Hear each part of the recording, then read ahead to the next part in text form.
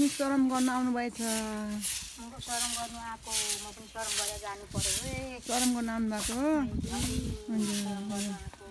गर्नु है।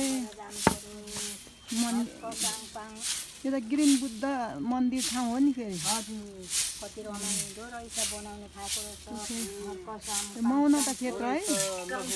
बनाउनु भएको रहेछ, बनाएर जानु पर्यो। यतिको राम्रो कार्य गर्नु पर्यो आमाले चाहिँ। अहिले चाहिँ हाम्रो यो मौन क्षेत्रमा चाहिँ कति श्रम संस्कृति पाहाडको मौन क्षेत्रमा चाहिँ यहाँ बढाउँदै हुनुहुन्छ। धर्मको कार्य हो। धर्मको कार्य हो। यहाँ एकदमै राम्रो छ। अनि यहाँ चाहिँ बुद्धको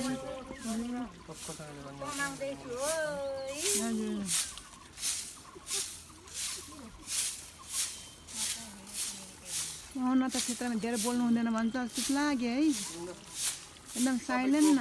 भनाइ केही छ?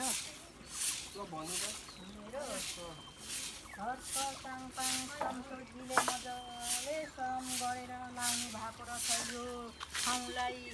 कस्तो हरियाली बसन्त राम्रो छाएको ठाउँ रहेछ, कति रमाइलो लाग्यो।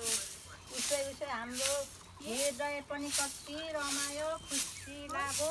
अनि मलाई पनि यहाँ अलिकति बढारेर जाउँ भनेर यहाँ बढार्दैछु है मैले पनि। अब हाम्रो माननीय संसद भइसक्नु भयो,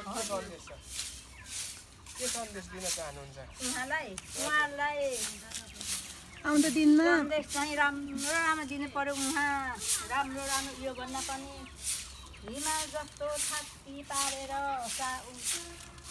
मजाले बढाएर उहाँको यस्तो बढ्दै जाओस्, हेर्नु पाऊँ। अझै पनि धेरै आयु राम्रो होस्, मान सम्मान राम्रो अझै पनि पाउनु भयो। मन्त्री भएको हेर्नु चाहनुहुन्न? मन्त्री हुनु भएको हेर्नु पाऊँ। अझै पनि उहाँलाई धेरै धन्यवाद, आशीर्वाद उहाँलाई। तपाईँको 2 शब्द राखिदिनु भएकोमा तपाईँलाई धेरै धन्यवाद। हजुर, मैले पनि तपाईँले धन्यवाद भनेपछि मैले पनि वेलकम भन्नु पर्यो। हवस्।